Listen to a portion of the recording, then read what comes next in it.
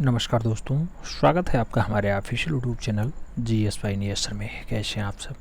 मैं आशा करता हूँ स्वस्थ होंगे, मस्त होंगे और अपनी तैयारी में व्यस्त होंगे।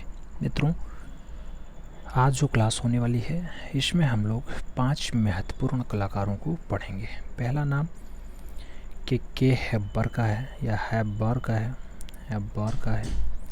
दूसरा महत्वपूर्ण नाम ए रामचंद्रन का रहेगा, जिनकी आप जानते हैं कि अच्युतम रामचंद्रन नैयर पूरा नाम होता है। लोकप्रिय कलाकार होते हैं, केरला के आंटेंगल में जिनका जन्म होता है और जिनकी अच्छी रचना ययाति है। ययाति चित्र श्रृंखला हो, काली पूजा हो। और तीसरा जो महत्वपूर्ण कलाकार होंगे वो माधव सातवेलकर होंगे। तो माधव सातवेलकर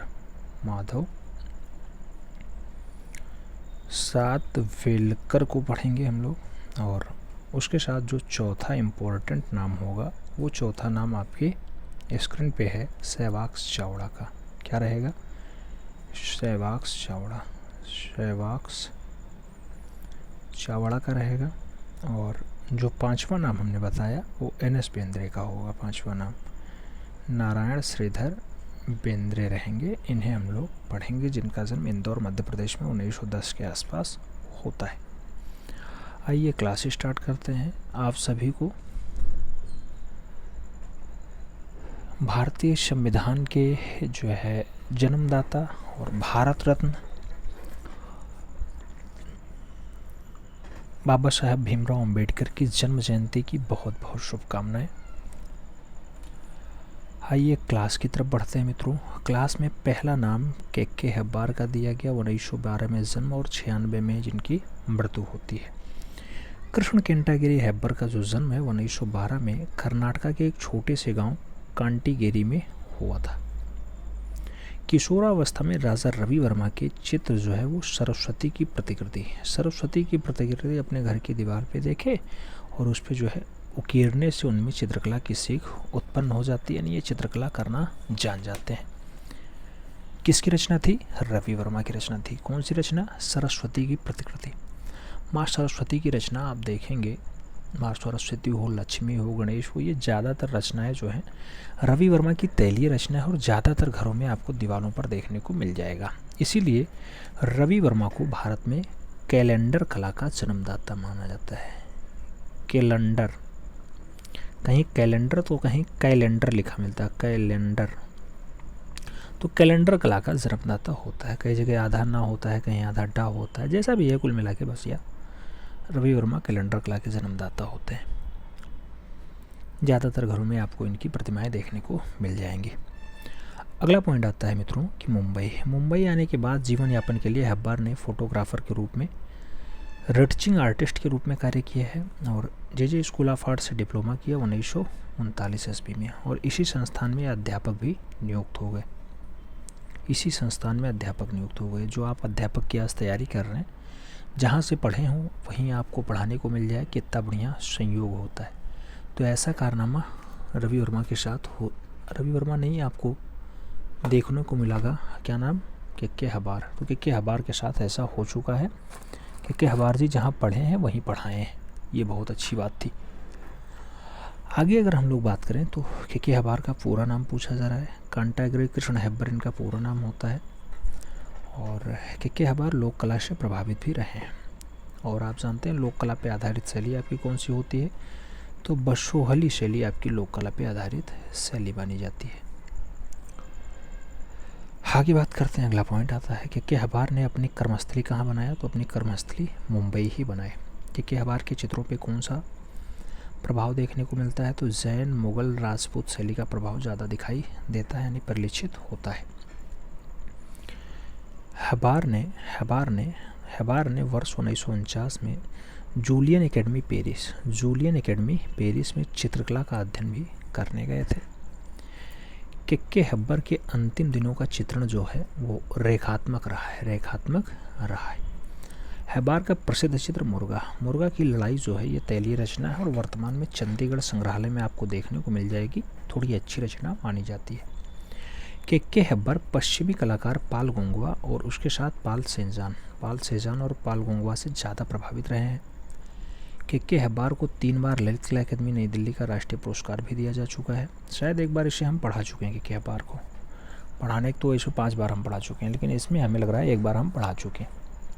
और आगे बात करते हैं, अगला पॉइंट आता है हब्बार की कला शैली में एक विशिष्ट लयात्मकता जो है दृष्टिगत होती दिखाई देती है।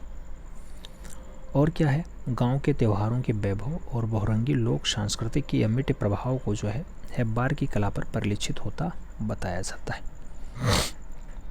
उसके साथ हब्बार को भारत सरकार द्वारा 1961 में पद्मश्री दिया जाता है और 1989 ईस्वी में पद्म भूषण प्राप्त किया जाता है, यानी पद्म भूषण दिया जाता है। जो हब्बार की अच्छी रचनाएं हैं, प्रसिद्ध चित्र हैं, उनके बारे में अगर हम बात करें तो इसमें आता है बैगर रचना, कृष्णदा चेरिएटर रचना, मार्केट रचना, पिकॉक रचना, एलिफेंट रचना, कोरेंड एट नाइट रचना, द वीणा रचना, काक फाइट रचना, हंगरी शोल रचना, वर्कर्स रचना, पॉन्ड रचना, रिक्शा पुलर रचना, द तमाशा फोक डांस रचना, फेस्टिवल इन असलम की बात हो ऐसी रचना, फ्लड रचना, द फॉरेस्ट की बात हो, रॉकेट सीरीज आदि जो रचनाएं हैं ये अच्छे अच्छे चित्र जो है के हब्बार के द्वारा बनाए गए हैं। तो ये थी हब्बार की बात। 1996 में हब्बार जो है अंतिम सांस लेते हैं, 1996 में जो है अंतिम सांस लेते हैं, तो 1996 में इनकी मृत्यु होती है। ठीक है, 12 में जन्म, 96 में मृत्यु, यानी लगभग ये कितने साल, 74-75 साल की जो है आयु चलते हैं। ये तो बात के हब्बार की होगी, कर्नाटका वाले के हब्बार। आगे बात करें नारायण श्रीधर बेंद्रे की, तो एन एस बेंद्रे की अगर बात करते हैं 1910 में जन्म, 92 में इनकी मृत्यु होती है। नारायण श्रीधर बेंद्रे का जन्म खूब पूछा जाता है कहाँ पे हुआ, तो 1910 में इंदौर मध्य प्रदेश में इनका जन्म होता है।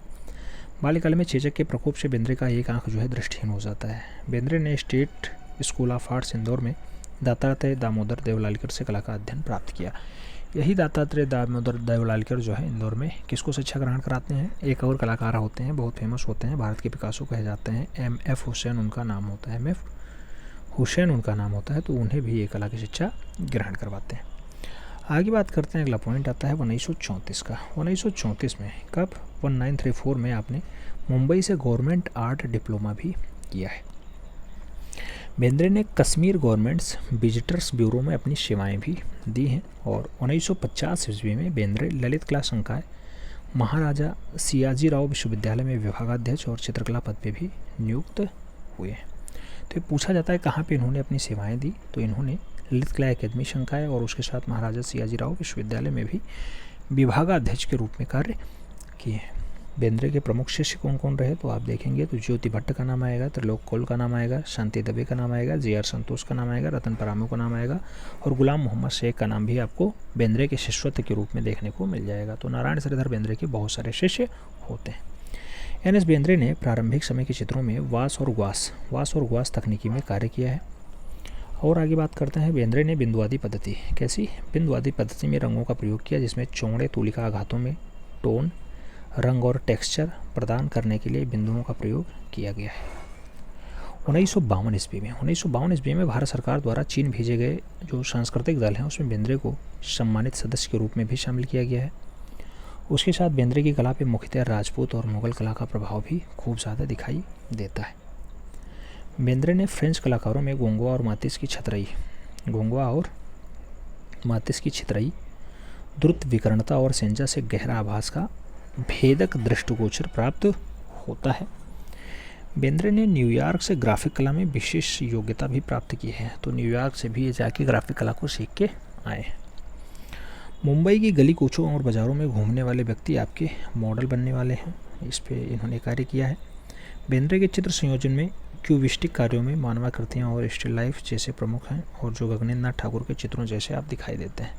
मित्रों, यहाँ जैसे क्यूबिस्टिक शब्द आता है तुरंत समझ जाना कि ये घनवाद का बात हो रहा है, घनवादी। तो घनवादी चित्रों में भारत के पहले कलाकार होते हैं आपके गगनेन्द्र ठाकुर जी। गगनेन्द्र ठाकुर जी हैं, उनके मानव कृतियों का दृश्य जो दर्शाया गया है उसमें नारायण श्रीधर बेंद्रे ने भी थोड़ा बहुत काम इस पर किया है। तो याद रखना, जब आपका ज़्यादा तो नहीं लेकिन थोड़ा बहुत आपका काम यहाँ से भी बन सकता है।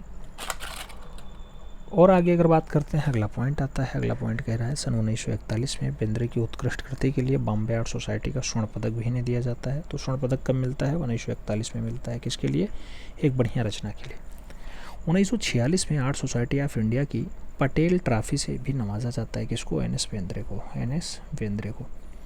और इसी वर्ष आर्ट सोसाइटी ऑफ इंडिया के अध्यक्ष भी ये चुन लिए जाते हैं। तो 1946 में क्या होता है, 1946 में आर्ट सोसाइटी ऑफ इंडिया के अध्यक्ष भी बनाए जाते हैं। कौन, नारायण श्रीधर बेंद्रे। सन 1986 ईस्वी में आपको कालिदास सम्मान और शांति निकेतन का अवन गवन पुरस्कार भी दिया जाता है। तो ये पूछा जाता है अवन गवन पुरस्कार से नारायण श्रीधर बेंद्रे कब जो है सम्मानित किए गए, तो 1986 आपको याद रखना होगा। क्यों, क्योंकि आपको 148 का सपना सजोया है, एक योग्य शिक्षक बनना है, उत्तर प्रदेश में सरकारी मास्टर का सपना सजोया है 4600 पे स्केल वाले का, तो उसके लिए आपको याद रखना होगा। कुछ अच्छी रचनाएं, जैसे अच्छे जो है आपको चित्र याद रखने होंगे एन.एस. बेंद्रे के, तो ये मित्रों आप अच्छे से याद रखना। सौराष्ट्र के बारवाड़ आपको याद रखना है, सूर्यमुखी का फूल याद रखना है, कंधे पर बच्चा हो, श्रृंगार, लकड़ी का गट्ठर उठाते, फूल बेचने वाली, लकड़ी काटने वाली युवती, ज्येष्ठ की दोपहरी, दार्जिलिंग के चाय बगानों में युवती, गाय और बछड़ा, तोता और चमेलियन, राजस्थान का ग्रामीण, काठियावाला का ग्रामीण, हरी की बेड़ी, हरिद्वार, बनारस घाट, ओमकारेश्वर आदि जो रचनाएं हैं आपकी ये एन.एस. बेंद्रे की हैं, एन.एस. बेंद्रे की हैं। तो आपको याद रखना होगा नाम। इसका स्क्रीनशॉट ले लेना। जो प्रमुख चित्रण है, जन्म आप जानते हैं इंदौर मध्य प्रदेश में होता है, मृत्यु इनकी 1992 में हो जाती है। 1992 में एन.एस. बेंद्रे की मृत्यु होती है और 1996 में के हेब्बर की आपने अभी देखा था कि 1996 में उनकी मृत्यु हुई है। आगे बात करें अगला कलाकार सहवाग चावड़ा के बारे में बात करेंगे। सहवाग चावड़ा की अगर बात करते हैं मित्रों, इनका जन्म जो है गुजरात के नवसारी कस्बे में एक पारसी परिवार में इनका जन्म हुआ था। आपकी प्रारंभिक शिक्षा गुजरात में ही हुई और कला को उच्च शिक्षा की अगर बात करते हैं तो जे स्कूल ऑफ आर्ट्स मुंबई से आपने प्राप्त की है।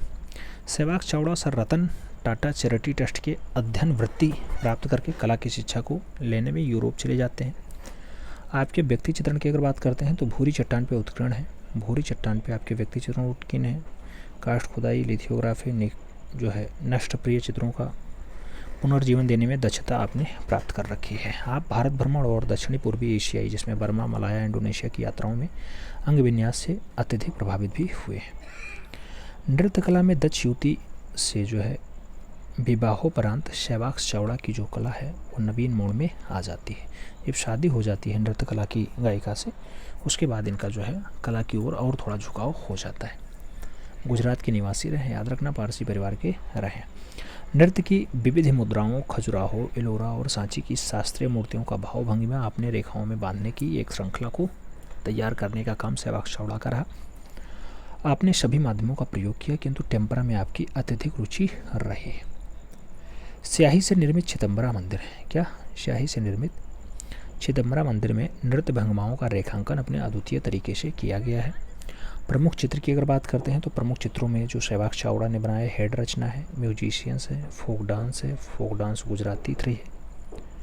और 3 डांसर्स की बात हो, मेन ऑन द जो पावरमेंट है, उसके बाद इवनिंग है, women at her toilet, Bharatanatyam class है, ट्राइबल डांस है, 3 ट्राइबल मेन है, miracle of melody town escape है और उसके साथ कल्चर इन डेप्थ है। कल्चर इन डेप्थ रचना भी आपके सहवाग चावड़ा की है। तो आपको याद रखना होगा, क्यों, क्योंकि मित्रों आपने सपना सजोया है, उसे पूरा करना है। केवल सजोने से कुछ नहीं होता है, उस पर काम भी करना होता है, उस पर अमल भी करना होता है। जब आप काम करेंगे तो बहुत सारी बाधाएं आएंगी, हम जानते हैं, बहुत अच्छे से जानते हैं। और बार बार बाधाओं से लड़ना और उसे निखर करके सामने आना और अपना रिजल्ट दिखाना ही आपका क्या होता है, लक्ष्य होना चाहिए, आपका एम होना चाहिए, आपका उद्देश्य होना चाहिए। ठीक है, तो इस पे आपको अच्छे से काम करने की आवश्यकता है। आइए आगे बढ़ेंगे। ए रामचंद्रन के बारे में देखेंगे। अच्युतम रामचंद्रन नैयर इनका पूरा नाम होता है ए रामचंद्रन का। और ए रामचंद्रन का जो जन्म है अंतिंगल में होता है, केरला में। केरला में एक कलाकार का और जन्म होता है जो भारत का पहला क्या है, तैलीय रचनाकार है, रवि वर्मा। 1960 ईस्वी में कला भवन शांति निकेतन में प्रवेश लेकर के कला की शिक्षा के तत्पश्चात केरल के भित्ति चित्रों में शोध का कार्य भी आपने पूर्ण कर लिया। बाल साहित्य चित्रण हेतु जापान में नोमो पुरस्कार भी आपको मिल जाता है। ए रामचंद्रन मूलतः आकृति मूलक कलाकार के रूप में जाने जाते हैं। ए रामचंद्रन पे विशाल कलाकृति ययाति, ये खूब पूछा जाता है। ययाति चित्र श्रृंखला की भित्ति जो है ये 7x7 फीट है, 7x60 फीट है। इतनी लंबी चौड़ी रचना आपने ययाति बनाई, जो इस समय सबसे बढ़िया उदाहरण माना जाता है। ए रामचंद्रन ने पुराकाथाओं, आदिवासियों, समुदायों और केरल के भित्ति चित्रों में तत्वों को प्रेरित करने का चित्रण भी किया है। और इनसे आपने कुछ सीखने का काम किया। आपने त्रयामी माध्यम में कांस्य मूर्ति शिल्पी बनाए। इस क्षेत्र में रामचंद्रन बैज से अत्यधिक प्रभावित भी रहे। आपको राष्ट्रीय ललित कला अकादमी नई दिल्ली द्वारा सन 2002 ईस्वी में कला रत्न से अलंकृत भी किया गया है। सन 2003 में राजा रवि वर्मा पुरस्कार से भी आपको जो है सम्मानित किया गया। किसको? ये रामचंद्रन को। और भारत सरकार द्वारा आपके कला की उपलब्धियों है 2005 ईस्वी में पद्म भूषण जो तीसरा महत्वपूर्ण पुरस्कार होता है उससे अलंकृत भी किया गया। आप जानते हैं पहला भारत रत्न होता है, दूसरा आपका पद्म विभूषण होता है, तीसरा आपका पद्म भूषण होता है। तो 2005 में भारत सरकार आपको पद्म भूषण देती है ये रामचंद्रन को। इनकी प्रसिद्ध कलाकृतियों की बात करते हैं तो काली पूजा खूब पूछा जाता है मित्रों। ये काली पूजा हो, मशीन हो, एनकाउंटर आजकल बहुत चर्चा में है। आप जानते हैं असद का एनकाउंटर हुआ है, उसके साथ कोई और एक जो है गुड्डू मुस्लिम नहीं, कोई एक और एनकाउंटर हुआ है पुलिस के द्वारा। तो एनकाउंटर रचना रामचंद्रन ने उस टाइम भी बनाई थी। एंड ऑफ यादवाद सीरीज ऐसी रचना भी रामचंद्रन के द्वारा बनाई गई। ययाच श्रृंखला के लिए बहुत फेमस है, बहुत पूछी जाती है। उर्वशी रचना भी इनकी पूछी जाती है। पूर्वाज एंड लोटस पॉन्ड की अगर बात होती है, ऐसी रचना भी किसकी है? तो ए रामचंद्रन साहब की है। ए रामचंद्रन जिनकी ययाति श्रृंखला इतनी फेमस है कि कुछ कहना ही नहीं है। तो इस पर आपको काम करने की ज़रूरत है, याद रखने की ज़रूरत है। मित्रों याद रखना, जब भी आप आगे बढ़ेंगे तो पीछे पैर खींचने वाले बहुत सारे लोग मिलेंगे, लेकिन आपको पीछे नहीं हटना है, आराम से आगे बढ़ना है। हो सके तो थोड़ा बहुत सॉरी बोल देना, माफ़ी मांग लेना, क्योंकि माफ़ी मांगने से कभी आपकी इज्जत नहीं घटती है, बल्कि ये पता चलता है कि आप जो है सम्मान बना करके, समझौता कर करके समाज को एकजुट करने के लिए माफ़ी मांग लिए। बाकी कभी अगर आपके ज़्यादा नहीं बोलना चाहिए, क्योंकि छोट मुँह बड़ी बात नहीं होनी चाहिए। मैं इतना बड़ा टीचर नहीं हूँ कि इससे बड़ा कुछ बात बोलूँ, इसलिए आप सब समझदार हैं, आप सब अपने आप में एक योग्य शिक्षक हैं, उस पर आप काम करिएगा। बहुत जल्द हमारे जो है पढ़ाने का तरीका बदलने वाला है, क्योंकि बहुत सारे लोगों ने इस पर जो है प्रतिक्रियाएँ दर्ज की हैं और उस पर बदलाव भी होना चाहिए। बदलाव प्रकृति का नियम है, तो बदलाव होना भी चाहिए।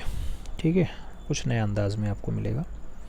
अगला क्वेश्चन कह रहा है माधव सातवेलकर का जन्म कब हुआ? तो 1915 ईस्वी में लाहौर पाकिस्तान में इनका जन्म होता है। माधव सातवेलकर ने पश्चिमी यथार्थवादी एकेडमी पद्धति का जो है भारतीय विषयों के अनुकूल चित्रण का कार्य किया है। कला की शिक्षा के लिए आपने sir J school of arts Mumbai में प्रवेश लिया है। यूरोप प्रवास के दौरान लंदन में स्लड स्कूल ऑफ आर्ट्स में 1 वर्ष तक आपने अध्ययन का कार्य किया है। यूरोप तथा अफ्रीका की यात्रा से जो इनकी कला है उसमें पर्याप्त निखार आता है और अफ्रीकी जीवन पर आधारित इनके चित्र बड़े ही आकर्षक बताए जाते हैं। आपने आरंभिक चित्रों में जल रंग का प्रयोग खूब किया है। माधव सातवेलकर की कला पर वान गॉग हैं, देंगवा हैं, हेनरी मूर हैं, इनका भी प्रभाव आपको देखने को मिल जाता है। 1954 ईस्वी में आपने बम्बई आर्ट इंस्टीट्यूट की स्थापना भी की और 1962 से 68 तक यही आपके चेयरमैन भी बने रहे। तो बम्बई आर्ट इंस्टीट्यूट की स्थापना 54 में किसने की है? आपको याद रखना होगा, माधव सातवेलकर के द्वारा की जाती है। और इसके चेयरमैन कब बनते हैं? तो 62 से 68 तक जो है माधव सातवेलकर जो है इसके चेयरमैन बनते हैं, लाहौर पाकिस्तान वाले। आगे बात करते हैं माधव सातवेलकर के जंजीबार, केन्या पर्वत, किलिमंजारो पर्वत और राइन प्रपात के दृश्य चित्र बहुत ही सुंदर बताए जाते हैं। प्रमुख चित्रों की अगर बात करते हैं, युगांडा की स्त्री खूब पूछा जाता है किसकी रचना है? तो आपको याद रखना होगा माधव सातवेलकर की है। हालांकि रचनाएं बहुत सारे लोगों ने बनाई हैं, लेकिन इनकी भी है। रास्ते में नारी मिलन रचना किसकी है? तो वहाँ भी आपको माधव सातवेलकर का नाम याद रखना होगा। अफ्रीकी बाजार की बात होती है तो अफ्रीकी बाजार भी बहुत अच्छी रचना है माधव सातवेलकर की।